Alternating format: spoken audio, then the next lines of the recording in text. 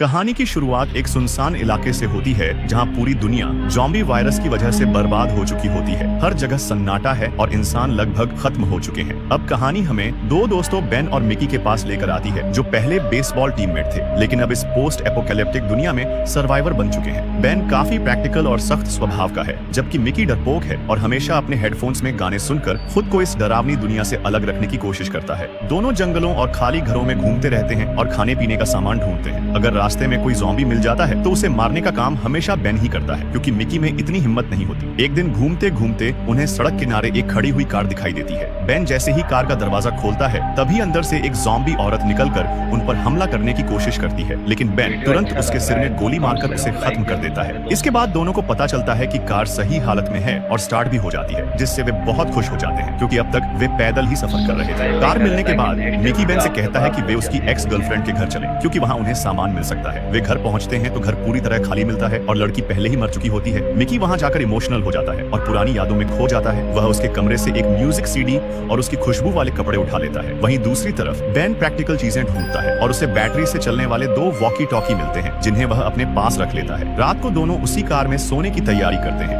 Mickey चाहता है कि वे किसी घर में रुक कर रहें, क्योंकि उसे लगातार भटकना पसंद नहीं, लेकिन बेन साफ मना कर देता है। वह उसे याद दिलाता है कि जब अपोकलिप्स शुरू हुआ था तब वे 3 महीने मिकी के घर में उसके परिवार के साथ बंद रहे थे। खाना खत्म हो गया था और आखिरकार ज़ॉम्बीज़ घर के अंदर घुस गए थे, जिसमें उसके परिवार की मौत हो गई और सिर्फ वही दोनों बचे थे। इसलिए बेन हमेशा चलते रहने को ही सुरक्षित मानता है। अगले दिन मिकी वॉकी टॉकी में बैटरी लगाकर उसे चालू करता है और अचानक उन्हें किसी दूसरे लोगों की बातचीत सुनाई देती है। वे समझ जाते हैं कि आसपास कहीं सर्वाइवर्स का एक कैंप है जहां लोग अभी भी सामान्य जिंदगी जी रहे हैं, खाना है, जन्मदिन मनाते हैं और साथ रहते हैं। ये सुनकर मिकी बहुत खुश हो जाता है और उनसे संपर्क करने की कोशिश करता है। वह रेडियो पर बात करता है, लेकिन दूसरी तरफ से एक आदमी उसे बहुत रूखे तरीके से मना कर देता है और कहता है कि कैंप में उनके लिए कोई जगह नहीं है। साथ ही वह एनी नाम की लड़की को भी उनसे बात न करने की चेतावनी देता है और कनेक्शन काट देता है। बेन इस बात को भूल जाने को कहता है, लेकिन मिकी उस कैंप को ढूंढने का फैसला कर लेता है और बार बार एनी से कांटेक्ट करने की कोशिश करता रहता है। अब मिकी